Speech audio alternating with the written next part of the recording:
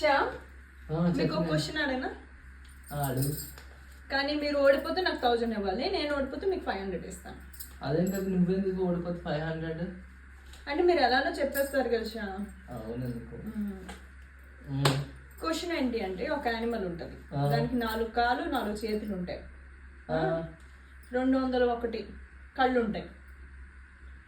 201 కళ్ళా? ఏంటి అది? ఏమో నేహా తెలీదు. ఓడిపోయారా?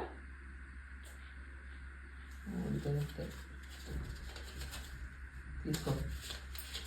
Thank you. ఇంతకీ నువ్వు ఆన్సర్ ఏంటి?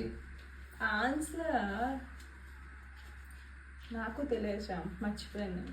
నేను ఓడిపోయాను కదా, నేను 500 ఇస్తాను అన్నాను కదా ఓడిపోతే. 500 గెలిచాను.